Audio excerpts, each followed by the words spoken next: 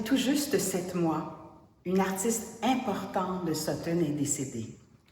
Liz Davidson n'avait que 71 ans. Elle laissait derrière elle un corpus d'œuvres important. Des couleurs, des formes, elle avait tout exploré avec intensité. Alors, c'est un peu dans ce contexte que nous avons pensé, en fait, 2 galeries ont pensé en même temps lui offrir un hommage. Ici, nous aurons des œuvres des 20 dernières années, grâce au commissariat de Suzanne Pressé, qui est allée choisir parmi, justement, dans son studio, parmi tout ce qu'elle pouvait voir qui pourrait, en fait, animer notre galerie. Et de l'autre côté, pas de l'autre côté de la rue, mais pas loin, Art Plus fait, grâce à Brigitte Normandin, une autre exposition, hommage à Betty Goodwin. Mais pour parler de l'artiste, une amie qui l'a beaucoup fréquentée, qui a été très inspirée par elle, va nous en parler. Je suis Audrey Pelletier, la coordonnatrice de la galerie. C'est pas facile particulièrement de parler de Liz, mais il y a quelque chose qui m'a frappée. Tu te dis, on lui a offert, mais en fait on s'est offert. Oui, c'est vrai. Parce que ça fait qu'elle est un peu encore avec nous quand on se promène ici puis qu'on voit tout ça. On se rappelle, enfin moi je me rappelle de son studio, puis des conversations qu'on a eues, puis c'était une artiste absolument, je dis toujours qu'elle avait l'œil absolu, parce que, tu sais, tu lui montrais quelque chose, mes petits essais premiers de dessin sur iPad, tu sais, elle regardait ça, puis là, schlac, elle t'arrangeait ça, là, c'était comme, ah oui, ok, c'est ça qu'il faut faire. Les dimensions, les couleurs, et elle créait, ça me donnait des complexes absolument épouvantables, parce que tous les jours, elle faisait quelque chose de différent, j'avais l'impression, où elle creusait son imagination là, jusqu'au bout, là, tu sais. Alors, elle est ici en ce moment, et puis, pour vous en parler un petit peu plus, encore mieux que moi, son mari, John Valentine, va venir vous en parler.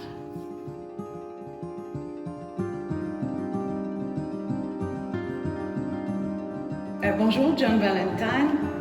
Alors, vous êtes un artiste, vous viviez en couple avec Liz Davidson. Qu'est-ce que c'est 2 artistes qui vivent ensemble et qui tous les jours produisent des œuvres?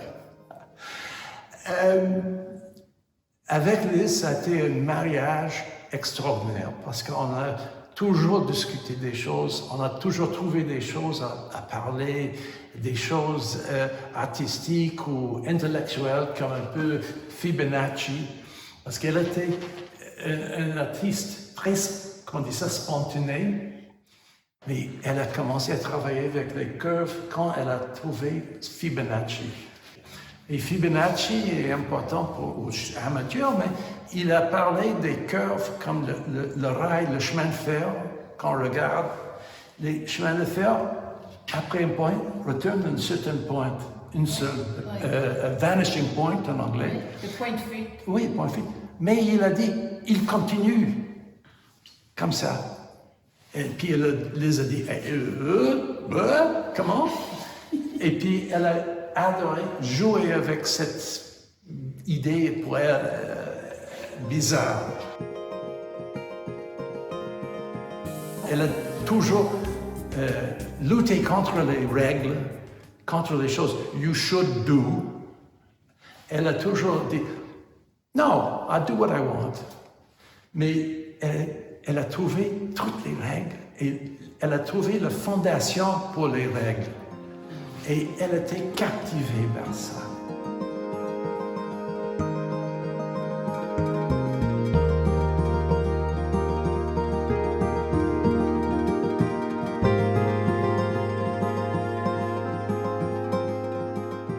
So, John, you're standing in front of Terre Verte, which I would also call the artist's delight. Can you tell us a little bit about the origins of that piece and also what it is? Okay. Yes, indeed, a pleasure. About 50 years ago, I was painting in egg tempera. Sorry. And I came to a point where I decided it was too complicated and it was getting out of hand, so I stopped and I gave away all the paints. But I kept a little pot of green earth, terre verte. I don't know why, I loved the color. It was rich and I adored it. Liz would make fun of it. For the first 20 years, she would laugh at me and terre verte and academic ideas. But little by little things happened in her life. One day we were in the National Gallery in London and she found a Renaissance painting that was exhibited. It was a portrait of a woman standing and it was half finished. And the part that was unfinished showed the line of the charcoal outline and the underpainting of green earth, terre verte. And that was a time Liz saw that and it just went, whoa, I like this, and wow, look at this. And I said, yes, yes, and so forth. And little by little, she began to want to do more in it, with it. And then she saw an exhibition in London also of Bryce Marsden, who did big paintings of green earth. And she just was captivated by it. And she was captivated by the idea that the title Green Earth, terre verte, meant many different things from around the world. Terre verte from Lebanon was not the same terre verte from Italy, was different in Spain, and she found some in Indonesia, I think more or less around the equator. So she ordered all these tubes. She would go on to bricks and all these places, these sites for artist materials, and she would say, send me a tube, or send me 2 tubes. And she got a collection of these things, of these tubes. And then I don't think she knew what to do with them. And then she said, well, just put them on a canvas straight. No, nothing. And show the difference. And that's what we have here. All the different terre vertes from all around the globe. And the fascination that they are all different, that it is one color, that really we have scientifically labeled every color. Yellows have a number, and blues have a number, and blacks have a number. But terre verte is just, every number is different, every painting is different, so you can't say it's terre verte number 6 or terre verte number 4. It just goes. There's no rule, and for Liz, when there's no rules, she was happiest. She just loved it. So she just did individual ones and then put them all together for us to enjoy this variation of colors.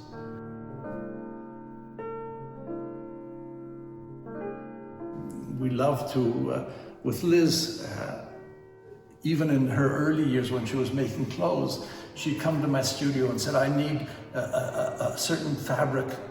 And I said, fine, no problem. She said, yeah, but we have to go to Laval-sur-le-Lac or Sherbrooke, and we have to get it in Burlington. Or she said, there's only one place, it's in Toronto. So, okay, we go. And it was the same thing with these, Kama on wherever they are now, in Montreal. She would just say, I need these, can we go? I said, let's go. We'd always have lunch in an Indian restaurant, so it was never too painful. But we would go all over looking for these different colors. She would get on the web and see them, and so she collected them. There she was. Yeah. Thank you very much, John. You're most welcome. Thank you.